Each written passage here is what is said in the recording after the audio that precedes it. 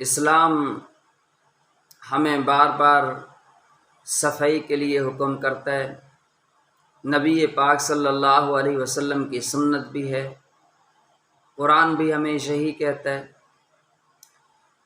اس کی وجہ کیا ہے؟ ایک تو صفائی صحت کے لیے لازمی ہے۔ صفائی کو اسلام نے آدھا ایمان بھی قرار دیا۔ تو جہاں صحت کے لیے صفائی لازمی ہے، وہاں اس کے اندر ایک اور حکمت بھی ہے، وہ یہ ہے کہ جب اہل ایمان اللہ کی عبادت کرتے ہیں، ایک فرشتے تو وہ ہیں جو انسان کے ساتھ صبح و شام ساری زندگی رہتے ہیں، جن کو کرامن کاتبین کہا جاتا ہے۔ اور اللہ فرماتے ہیں کرامن کاتبین کا کام یہ ہے جو آپ کرتے ہیں، کہتے ہیں، عمل میں لاتے ہیں، وہ لکھتے جا رہے ہیں۔ اچھائی ہے لکھ رہے ہیں، برائی ہے لکھ رہے ہیں۔ یہ کندھوں کے اوپر بیٹھے ہیں، ان کا کام صرف یہی ہے، ہم نے جو کہنا ہے، جو کرنا ہے، انہوں نے اسی وقت لکھ لینا ہے۔ یہ کہنے اور کرنے والا بھول جاتا ہے، وہ اعمال نامے کے اندر درج ہو جاتا ہے۔ جو آپ کی زبان سے جملہ نکلتا ہے وہ لکھ لیتے ہیں، جو آپ عمل کرتے ہیں اس کو لکھ لیتے ہیں۔ اسی طرح کچھ فرشتے وہ ہیں کہ جو انسان پہ اللہ ہر روز صبح بھی بھیجتا ہے اور شام کو بھی بھیجتا ہے، یہ تبدیل ہوتے رہتے ہیں۔ اور یہ دن کو بھی صبح کے وقت آتے ہیں، سارا دن رہتے ہیں، عصر کے وقت یہ چلے جاتے ہیں، اور عصر کے وقت آسمان سے پھر فرشتے آ جاتے ہیں، اور ان کی تعداد جو ہے وہ 10 ہے۔ 10 فرشتے صبح کو آتے ہیں اور 10 شام کو آتے ہیں۔ لہذا یہ فرشتے بھی انسان کے ساتھ چلتے ہیں، اس کے معاملات لکھتے رہتے ہیں۔ ایک تو اعمال نامہ وہ ہے جو کرامن کاتبین تیار کر رہے ہیں، ایک یہ روزانہ تیار کر کے اللہ کے سامنے پیش کر دیتے ہیں۔ اب یہ فرشتے وہ مخلوق ہے کہ یہ صفائی کو پسند کرتے ہیں، پاکیزہ مخلوق ہے، پاکیزگی کو پسند کرتے ہیں، خوشبو کو پسند کرتے ہیں۔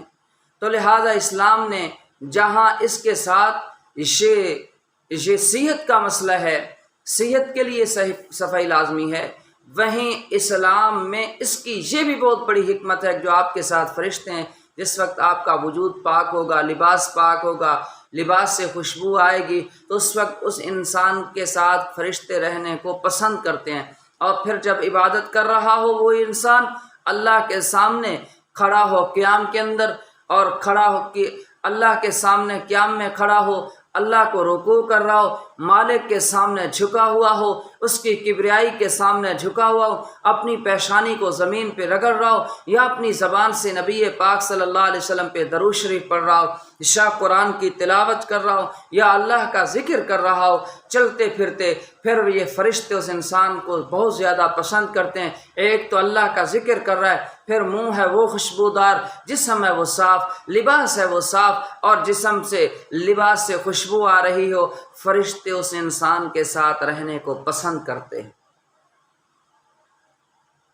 اور جب منہ سے بدبو، جسم سے بدبو، لباس سے بدبو ہو، تو یہ فرشتے دور ہو جاتے ہیں اس انسان سے۔ اس لیے اسلام نے صفائی کا اہتمام کیا ہے۔ کوشش کرا کریں جہاں ہماری صحت کے لیے صفائی لازمی ہے، وہیں ان اعمال کی مقبولیت کے لیے اور فرشتوں کے قریب ہونے کے لیے بھی لازمی ہے۔ ہم جتنے صاف ستھرے لباس خوشبودار پہنیں گے، اتنے ہی یہ فرشتے ہمارے قریب ہوں گے۔ اللہ ہمیں عمل کی توفیق نصیب فرمائے۔ ہمارے اس چینل کا صرف مقصد یہی ہے کہ میری اور پوری انسانیت کی زندگی میں نبی پاک صلی اللہ علیہ وسلم کا دین آ جائے، اس پہ ہم کوشش کریں۔ دیکھیں دنیا کے معاملات میں ہم کتنی کوشش کرتے ہیں، دن رات لگے ہوئے ہیں، ایک سوچ ہے، لیکن یہ سوچ ہم پیدا کریں اپنے اندر کہ یہ دین جو دنیا اور آخرت میں نجات کے لیے لازمی ہے۔ اور یاد رکھیں دین کے بغیر نجات کے تمام راستے، کامیابی کے تمام راستے عارضی ہیں۔ دائمی راستہ کامیابی کا ہے تو وہ حضرت محمد رسول اللہ صلی اللہ علیہ وسلم کا دین ہے۔ اس کی طرف میں خود ہوں، آپ ہیں، پوری انسانیت ہے۔ ہمارے اس چینل کا صرف یہی مقصد ہے کہ ہماری زندگی اور پوری انسانیت کی زندگی میں دین آ جائے۔ یہ صدقہ جاریہ ہے، جو بھی سنے جہاں سنے اس کو خود بھی سبسکرائب کرے اور لوگوں کو کہے جتنے لوگ آپ کی وجہ سے جڑیں گے، دین کو سنیں گے اور پھر سننے کے بعد اس کو اپنی زندگی کے اندر عمل کی صورت میں لائیں گے، جتنا وہ جب تک اس واقعے کو، دین کی بات کو جہاں بیٹھ کے سنیں گے، جہاں چلتے ہوئے سنیں گے، آپ کو برابر کا ثواب ہوگا۔ سننے والے کو اللہ جتنا ثواب دے گا، اس تیار کرنے والے کو بھی اللہ برابر کا ثواب دے گا۔ اور پھر شیخ صدقہ جاریہ ہے، ہم دنیا سے چلے بھی جائیں گے، جتنے لوگ ہماری اس کوشش کی وجہ سے عمل کرتے رہیں گے، اللہ ہمیں اس کے ساتھ برابر کا ثواب نصیب فرماتا چلا جائے گا۔ کوشش کریں اس صدقہ جاریہ میں، یقین، کوشش اور محنت کے ساتھ جڑ جائیں۔ اللہ آپ سب کا حامی و ناصر ہے۔